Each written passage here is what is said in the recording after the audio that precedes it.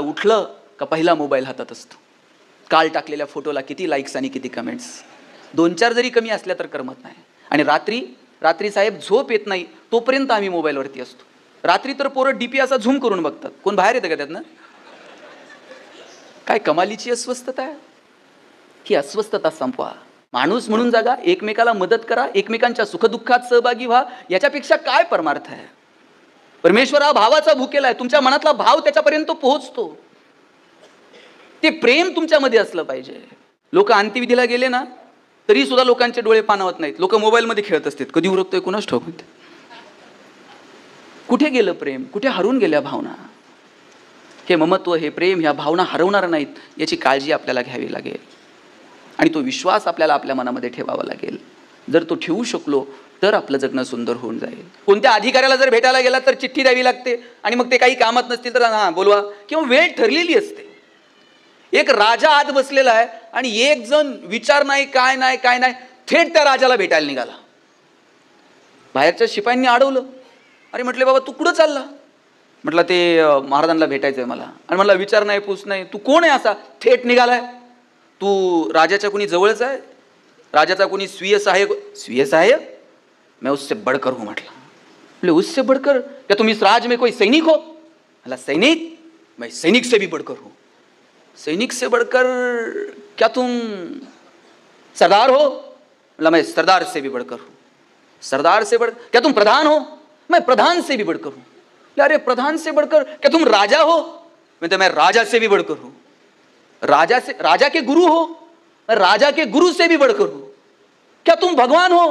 हे म्हणते मैं भगवान से भी बढ़कर हूं. तो बोले अरे भगवान से बढ़कर तो कुछ भी नहीं. हाँ म्हटला वही हूं मैं, कुछ भी नहीं है. ते कुछ भी नाही आहे ना, तेव्हा मजा यायला लागते आयुष्यामध्ये. पण मैं कुछ तो हूं हे एकदा आलं की मग गाडी उताराला लागून जाते. ज्ञानोबरायांनी किती गोड सांगितलं. संन्यासत्वाची व्याख्या करायची वेळ आली, ज्ञानोबराय असं नाही म्हटले ज्यानं अमुक अमुक वेश परिधान केलाय तो संन्यासी, ज्याचं अमुक अमुक शिक्षण झालंय तो संन्यासी. ज्ञानोबरायांनी सांगितलं आणि मी माझी ऐसी आठवण विसरले जायचे अंतःकरण पार्था तो संन्यासी जाण निरंतर. ज्ञानोबरायांनी सांगितलं जो स्वतःतला मीपणा विसरला ना हा तो संन्यासी. हा मीपणा जाऊ द्या. सोयराबाई महाराजांचं हेच म्हणणं आहे, मी एकदा दूर गेला की मग अवघा रंग एक झाला. जोपर्यंत मी जात नाही तोपर्यंत हा रंग एक होऊ शकणार नाही. आमच्याकडे राजानं एक अशी दवंडी दिली होती. राजानं सांगितलं की या राज्यामध्ये कोण भक्त आहेत वगैरे मला जरा शोधायचं आहे. आणि याच काळामध्ये या राजाच्या दरबारामध्ये एक सेवक कामाला होता. त्या सेवकाला 5-10 हजार रुपये पगार असेल. त्याच्या मनात नेहमी विचारायचा या 5-10 हजार रुपयात आपलं भागत नाही म्हटलं. आणि परत म्हटलं रिटायरमेंट नंतर नवी जुनी कोणतीच पेन्शन नाही. त्यापेक्षा म्हटलं आयुष्यभर इथं काम करण्यापेक्षा एकच दिवस म्हटलं मी असं काम करल की परत आयुष्यभर काम करायची गरज नाही लागली पाहिजे. आणि काय काम करायचं? यानं राजाची तिजोरी शोधून ठेवली. म्हटलं एकच दिवस तिजोरीवर काम करायचं, दुसरं कामच करायचं नाही. आदल्या दिवशी राजवाड्याच्या बाहेरची जी भिंत होती त्या भिंतीवर खुंट्या ठोकून ठेवल्या. बरोबर रात्री उठला, त्या खुंट्यांना धरून वर वर वर वर शेवटच्या खुंटीपर्यंत आला. शेवटच्या खुंटीला दोर बांधला, दोरला धरून खाली उतरला. बरोबर आडमार्गानं तिजोरीपर्यंत गेला. तिजोरीपर्यंत गेला, चावीनं बरोबर तिजोरी उघडली. त्यानं तिजोरीतनं काहीच घेतलं नाही, फक्त हिऱ्यांची बॅग उचलली. तेवढी पिशवी खांद्यावरती टाकली. आडमार्गानं बरोबर दोरापर्यंत आला. दोराला धरून पुन्हा वर चढत गेला. शेवटच्या खुंटीपर्यंत आला. आता एक एक खुंटी करत करत करत खाली उतरायचं. साहेब तेवढ्यात काहीतरी आवाज झाला. चोर भिंतीच्या पुढं पडला आणि हिऱ्याची बॅग भिंतीच्या मागं पडली. शिपाई जागे झाले. बघितलं हिऱ्याची बॅग अलीकडे पडली. हिऱ्याची बॅग उचलली, राजाकडे गेले आणि राजाला म्हटले कुणीतरी चोरीचा प्रयत्न केलाय. राजा हुशार होता. राजा म्हटला ठीक आहे. दुसऱ्या दिवशी दवंडी दिली. चोरीचा प्रयत्न नेमका कसा झाला असेल हे जो कोणी समजून सांगल त्याला हिऱ्याची बॅग बक्षीस. आता मला सांगा ताई, हे चांगलं कोण सांगू शकेल? ज्यानं चोरी केली तेच सांगू शकेल. तुमच्या माझ्यासारखे जण डोकं लावायला लागले. कोणी म्हटलं चोर असा शक्तिमान सारखा हवेतून आला असेल, कोण म्हटले गुहेतून आला असेल, कोण म्हटले इकडून आला असेल. यानं ऐकलं म्हटलं हां थांबा मी सांगतो की, पण हिऱ्याची बॅग बक्षीस आहे ना. राजा म्हटला 100%. म्हटला चोरानं आदल्या दिवशीच खुंट्या ठोकल्या असतील. राजा म्हटला बरोबर आहे, एकाएकी शक्य नाही. खुंट्यांना धरून चोर वर आला असेल. राजा म्हटला एकदम बरोबर आहे. शेवटच्या खुंटीला दोर बांधला असेल, चोर खाली उतरला असेल, आडमार्गानं तिजोरीपर्यंत गेला असेल, हिऱ्याची बॅग काढली असेल, खांद्यावर घेऊन इथपर्यंत आला असेल, परत त्या दोराला धरून वर गेला असेल. राजा म्हटला एकदम बरोबर चाललंय. आता पुढं काय नाही म्हटला. आता एक एक खुंटी करत करत चोर खाली उतरणार. तेवढ्यात म्हटला महाराज काहीतरी आवाज झाला, मी पुढं पडलो आणि पिशवी मागं पडली. आडवं कोण आलं? राजा. कुणी सरदार, कुणी सेवक. आडवा आला तो मी. एकदा मी आडवा आला. सोयराबाई महाराजांनी हेच सांगितलं, हा मी एकदा बाजूला जायला हवा. हा मी एकदा बाजूला गेला ना, मग जगणं सुंदर होऊन जाईल. मला वाटतं हे सगळे रंग संतांच्या नजरेतनं जेव्हा आम्ही पाहायला लागू, तेव्हा आम्हाला समाज कळेल, आम्हाला समाजातले प्रश्न कळतील. आणि या सगळ्या गोष्टींचा विचार आम्हाला संत साहित्यातून करावा लागेल. मी किती किती संतांविषयी बोलू. मी मगाशी एक वाक्य बोललो, जोपर्यंत डोळ्यात प्रेम आणि हृदयात वात्सल्य आहे तोपर्यंत आपण माणसं आहोत. ज्या दिवशी ते संपलं समजावं आता आपण माणूस उरलो नाही. आणि तो विश्वास आहे ना, तुम्ही विश्वास ठेवून बघा. तुम्ही संतांच्या साहित्यावरती विश्वास ठेवून बघा आणि त्याच्यावरती 4 पावलं फक्त चालून बघा. तो विश्वास आमच्या मनामध्ये असायला हवा. ज्ञानोबा, तुकोबा, शब्द, त्या शब्दांचं सामर्थ्य, त्या शब्दांचं महात्म्य, ज्ञानोबरायांची ज्ञानेश्वरी, ज्ञानोबरायांचं बोलणं, तुकोबरायांचं बंड. या संतांनी अक्षरशः बंड पुकारलंय.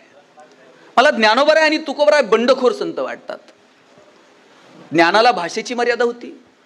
ज्ञान संस्कृत भाषेमध्ये होतं. संस्कृत भाषेतलं ज्ञान साध्या सरळ सोप्या प्राकृत भाषेमध्ये जर कुणी आणून मांडलं असेल तर ते ज्ञानोबरायांनी आणून मांडलं. तुकोबरायांनी काय केलं? वेदांचा तो अर्थ आम्हासीच ठावा, इतरांनी व्हावा भार माथा. तुकोबराय इतकं धाडसानं सांगतात, तुम्ही फक्त वेद डोक्यावर घेऊन मिरवता, आम्ही सांगतो वेदांचा जो अर्थ आहे तो फक्त आम्हाला ठाऊक आहे. आदिनाथ गुरु सकळ सिद्धांचा, मच्छिंद्रतयाचा मुख्य शिष्य, मच्छिंद्रानं बोध गोरक्षासी केला, गोरक्ष वळला गहिनी प्रते, गहिनी प्रसादे निवृत्ती दातार, ज्ञानदेवे सार चोचविले. एक गुरु आणि एक शिष्य जी परंपरा होती ती बाजूला सारली आणि तुम्हा माझ्यासारख्या सर्वसामान्य माणसांसाठी ज्ञानाची कवाडं खुली करून दिली. ज्ञानोबराय, तुकोबराय यांनी बंड पुकारलं या सगळ्या साहित्याच्या संदर्भानं, शिक्षणाच्या प्रणालीच्या संदर्भानं. मला वाटतं हे साहित्य मग तुम्ही मी अभ्यासू नये, हे येणाऱ्या पिढ्यांपर्यंत नेऊन पोहोचू नये. साधू संतांनी जे जे अवघड होतं ते सोपं केलं आणि आता जे जे सोपं आहे ते अवघड करून सांगण्याच्या फंदात आम्ही पडतो. जे संस्कृतमध्ये होतं ते प्राकृतमध्ये मांडलं. गाडगे बाबांनी तर गोपाला गोपाला देवकी नंदन गोपाला किती साध्या भाषेत तत्वज्ञान सांगितलं. संजय पाटील साहेब, गाडगे बाबांचं नाव डेबू. दिवाळीचा सण होता. ज्या मालकाच्या घरी बाबा काम करायचे तो मालक आज पुरणपोळी खात बसलेला होता. बाबा दारात गेले, दारात असे उभे होते आणि मालक आज पुरणपोळी खातोय. मालकाकडे बघतायत बाबा. मालकाने विचारलं, डेबू काय बघून राहिला? बाबा म्हणले, काय नाही जी, तुम्ही जशी तुपासंग पोळी खाताय ना तशी मला पण खायची जी. मालक म्हणला, तुला पोळी खायची? हात पुढं कर. बाबांनी असे हात पुढे केले. मालक ताटावरनं उठला, समोर आला. येताना हातात काट्याचा फोक घेऊन आला आणि काट्याच्या फोकानं त्यानं बाबांचे हात फोडून काढले. रक्तभांबाळ झाले हात, पण बाबा काही बोलले नाही. रस्त्याच्या पलीकडे गेले आणि एका दगडावर बसून हातातले काटे काढत होते. रस्त्यानं जाणारे एका माणसानं विचारलं, डेबू काय करून राहिला? बाबा म्हणले, काही नाही जी, मालकानं दिलेली पोळी तुपासंग खातो ना जी म्हणले. पण बाबा म्हणले नाही की मालकानं मला मारलं. आणि हेच बाबा जेव्हा गाडगे बाबा झाले, कीर्तनाला जायचे, पंढरपूरला जर गेले तर कधी घाई घाई विठ्ठलाच्या दर्शनाला गेले नाही. हातामध्ये खराटा घ्यायचे, चंद्रभागेचं सगळं वाळवंट स्वच्छ करायचे आणि म्हणायचे, बापो विटेवरती उभा असलेला कमरेवरती हात दिलेला पांडुरंग ही घाण काढायला येणार नाही, तुमची घाण तुम्हालाच काढावी लागेल. चला गोपाला गोपाला देवकी नंदन गोपाला. आणि हे बाबा एक व्यापारी बाबांकडे गेला आणि म्हणला, बाबा मला तुमचं कीर्तन माझ्या गावात ठेवायचं आहे, तुम्ही याल? बाबा म्हणले, तू मोठा व्यापारी आहे, मी तुझ्या गावात कीर्तनाला येईल, पण माझी एक अट आहे. म्हणले काय? सगळ्या गावाला पुरणपोळीचं जेवण खाऊ घालशील का? बाबा तुम्ही येणार म्हणल्यावर एक काय 10 गावाला पुरणपोळी खाऊ घालतो की म्हणले. बाबा कीर्तनाला गेले, कीर्तन उभं राहिलं, कीर्तन झालं, लोकांनी पंक्ती धरल्या, बाबा पंक्तीत उतरून प्रत्येकाला पुरणपोळी वाढत होती. सगळ्यांची जेवणं आटपली आणि बाबा जायला निघाले. ज्यानं कीर्तन ठेवलं तो पळत गेला आणि म्हणला, बाबा सगळ्यांची जेवणं आटपली, चला 2-2 घास आपण पण खाऊन घेऊ. बाबांनी त्याच्या पाठीवर थाप मारली आणि म्हणले, राजा पुरणपोळी खायची हौस लहानपणीच फिटली, घास आता गिळत नाही म्हणले. आणि बाबा बैलगाडीत जाऊन बसले. बैलगाडीत गेल्यानंतर बाबांचं लक्ष बैलांच्या पोटाकडे गेलं.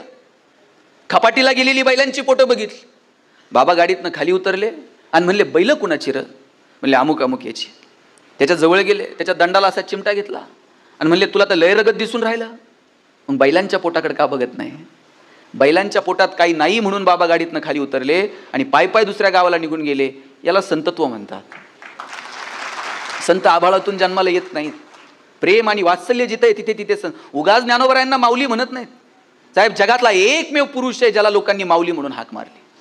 आई असणं हे जर निवळ तुमच्या स्त्रीत्वाशी निगडीत असतं, आई असणं हे जर निवळ तुमच्या प्रसूती वेदनांशी निगडीत असतं, तर 750 वर्ष 21 वर्षाच्या तरुणाला लोक माऊली म्हटले नसते.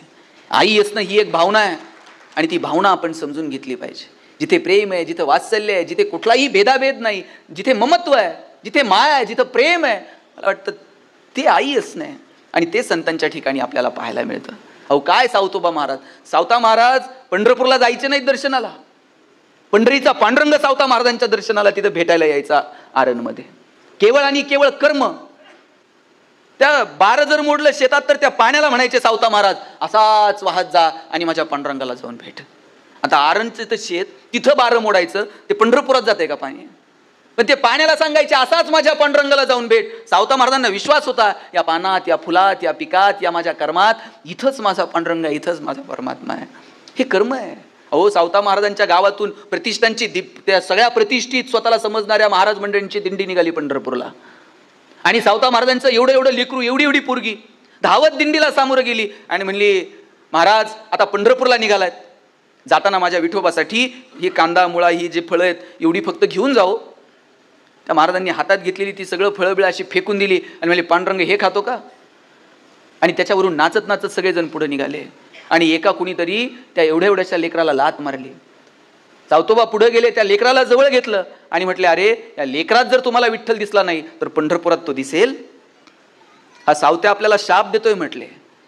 याचा शाप आहे की आता हा विठ्ठल आपल्याला पंढरपुरात सुद्धा दिसणार नाही. आणि कथा सांगते, ही सगळी मंडळी जेव्हा पंढरपुरात गेली, येणाऱ्या जाणाऱ्या सर्वसामान्य वारकऱ्याला विटेवरती पांडुरंग दिसत होता, पण या नटून थुटून गेलेल्या एकालाही पांडुरंग विटेवरती दिसला नाही. तो कसा दिसेल जर तुमच्या डोळ्यात प्रेम नसेल तर? तो कसा दिसेल तुमच्या हृदयामध्ये वात्सल्य नसेल तर? काय आमच्या संतांच्या कथा आहेत. तुम्ही चमत्कारांकडे घेऊन जाऊ नका, त्यातला भाव शोधा. नामदेव महाराजांना आईनं सांगितलं की अरे जा, पांडुरंगाला फक्त नैवेद्य ठेवून ये. नामदेवरावाला कधी माहीतच नव्हतं की नैवेद्य नुसता दाखवायचा असतो आणि घेऊन यायचं असतं. नामदेवरावाला वाटलं वडील घेऊन जातात, देव जेवतो. आईनं दिलेला निरोप म्हणून नैवेद्य घेऊन गेले आणि पांडुरंगाच्या समोर ठेवला. लवकर खाऊन घे, मला काम आहेत म्हणले. आता देव नैवेद्य खातोय का? 5 मिनिट झाले, 10 मिनिट झाले, अरे देवा खा की लवकर. आणि मग आई तसं लाडात म्हणते, बाबा खाणार आहे थोडा, घे ना बाबा, आता एक घास चिवचा आणि एक घास. आता चिवचा खायना आणि काऊचा खायना, एक घास देव खायला तयार नाही. आणि बाळ जर खात नसेल तर आई काय, आता खातो का? नामदेवराव म्हणले, आता खातो का बघू तुझ्याकडं. तरीही देव खायला तयार नाही. देवा माझ्या वडिलांकडनं खातो आणि माझ्याकडनं घास खात नाही रे, माझं काही चुकलं का? तरीही देव घास खायला तयार नाही. आणि मग नामदेव महाराज म्हणले, आता खातो का हे डोकं आणि तुझे पाय. कथा सांगते, नामदेवरायानं डोकं देवाच्या पायावर आदळावं, देवानं खाली झुकावं, वरती डोकं, खाली पाय आणि मध्ये देवाचे हात. भाव लागतो परमेश्वराला, भगवंताला भाव लागतो. आमच्या मनी भाव नाही आणि आम्ही फक्त आव आणत असू तर भगवंत भेटणार नाही. काय काय मजा आहे. मला वारकरी संप्रदायाचा हेवा वाटतो साहेब. इथं कुणी लहान नाही, इथं कोणी मोठा नाही. दिंडीत चालून बघा, तुमचं नाव काही असो, राहुल, गणेश, अमुक तमुक, संजय, काही नाव असू दे, इथं फक्त एकमेकांना माऊली म्हणतात. तुम्ही वृंदावनात जा, फक्त राधे राधे. राग असो प्रेम असो, राधे राधे. रागात म्हणायचं राधे राधे, प्रेमात राधे राधे. काही म्हणायचं असलं तर फक्त राधे राधे. हे सगळं मला वाटतं हा परमार्थ, हे इतका सोपा परमार्थ लोकांपर्यंत नेऊन पोहोचवता येईल का? किती जण तुमच्यापैकी वारीला गेलेत आतापर्यंत? आहेत बऱ्यापैकी. म्हणजे जे गेले नसतील ना, त्यांनी कधीतरी एकदा आयुष्यात वारी करा. तुम्ही म्हणाल काय करायचं वारीला जाऊन? निळोबारायांचं प्रमाण आहे, निळा म्हणे आलिंगन देता समाधान जीव शिवा. निळोबाराय म्हणतात काही करू नका, पंढरपूरला जायचं, पांडुरंगाला आलिंगन द्यायचं, कडकडून भेटायचं आणि निघून यायचं. एक जण म्हणला वा रे, म्हणले तिथं जवळ जाताय ना देवाच्या, मिठी मारायची. जर मिठी मारताच येत नाहीत निळोबारायांनी सांगितल्यासारखी, आणि मग जायचं कशाला? म्हणले बरं बाबा, तुला नाही निळोबारायच म्हणतात तशी पांडुरंगाला जाऊन मिठी मारता आली ना, एक काम कर, जायचं, पायावरती डोकं ठेवायचं आणि निघून यायचं. एवढी गर्दी, लाखोचा समाज येतोय म्हणले आषाढीला, आणि तिथं पायावर डोकं अहो तिथं वाकायला उशीर का? हां वा पुढं म्हणते. पायावर जर डोकंच ठेवता येत नसेल तर जायचं कशाला? म्हणले एक काम कर, पायावर डोकं ठेवू नको, फक्त राऊळाची पाठ बघून ये. पाठ जरी बघितली ना, पाहता राऊळाची पाठ तीर्थे घडती 360. नुसती राऊळाला पाठ लावून आलात, बघून आलात तरी 360 तीर्थांचं पुण्य मिळालं. एवढं तर करशील. मंदिराच्या पुढे जाता येत नाही आणि पाठ बघून यायची म्हणले एवढ्या गर्दीत. कारण लागतं साहेब आपल्याला. त्यांना आपल्याला पाठ सुद्धा बघता येऊ शकत नाही. म्हणजे एक काम कर, तू आलिंगन देऊ नको, तू पायावर डोकं ठेवू नको, तू राऊळाची पाठ बघू, फक्त पंढरपुरात जा आणि फक्त एक लांबून लांबून प्रदक्षिणा घाल आणि निघून ये. एवढी गर्दी, मंदिराच्या जवळ जाता येईना आणि प्रदक्षिणा. बरं बाबा प्रदक्षिणा घालू नको, तू काय कर, कळस बघ फक्त. पंढरपुरात कळस तर दिसल. कळस जरी बघितला तरी भगवंत तिथं असतो आणि हां मिळालं तुला पुण्य. त्यांना आता एवढ्या इमारती झाल्यात आजूबाजूला मंदिराच्या, आणि कळस तरी दिसतोय का हो म्हणले, खरंच सांगा. बरं बाबा कळस बघू नको, कळसाच्या वर पताका आहे, ही पताका तर दिसल. पाहता राऊळाची ध्वजा तेने मुक्ती मिळे सहजा.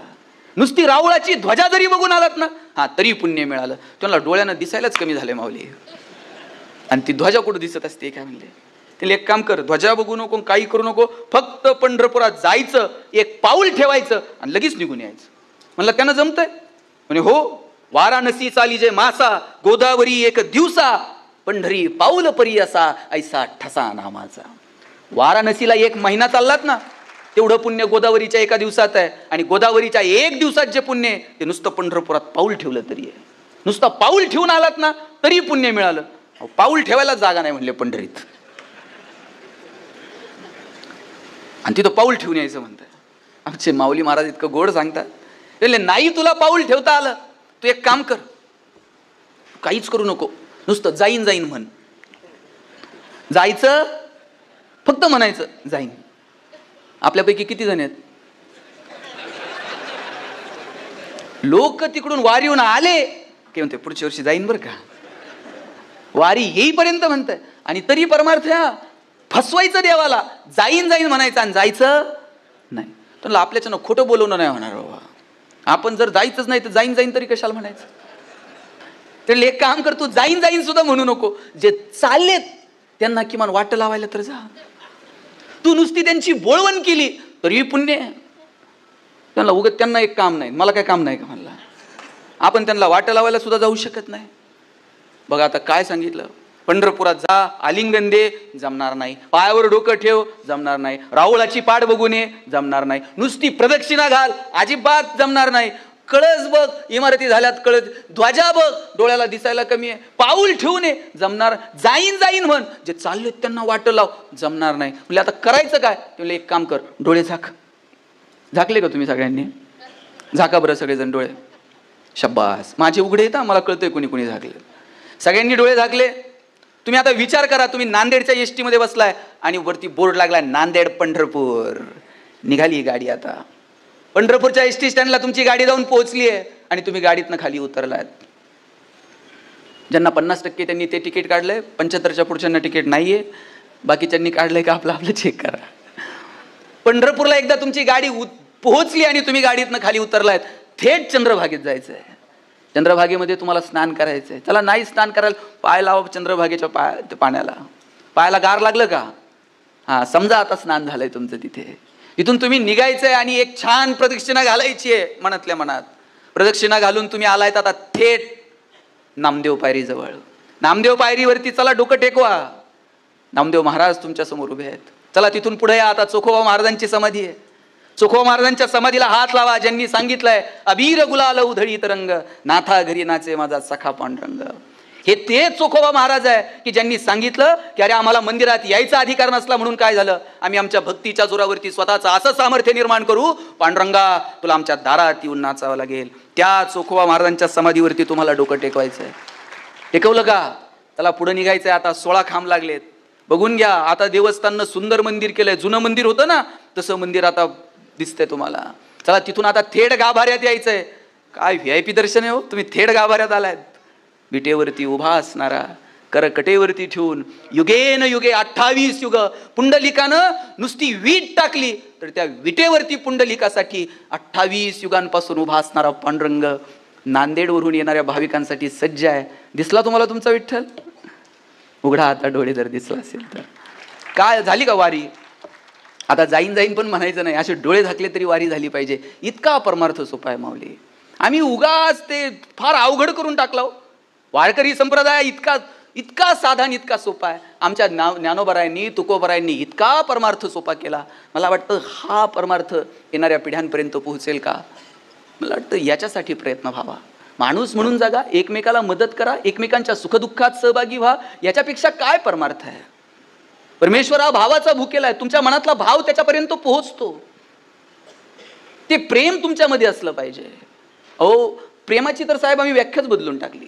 प्रेम म्हणजे ते असले 80-90च्या दशकातले चित्रपट आम्ही सगळे बघितलेले आहेत. मेरी नाही तो किसी की नाही वगैरे वगैरे. आणि प्रेम ही संकल्पना आम्ही इतकी संकुचित करून टाकली. अहो ते भगवान श्रीकृष्ण ज्यानं जगाला प्रेम शिकवलं साहेब, त्याला राधा भेटली नाही.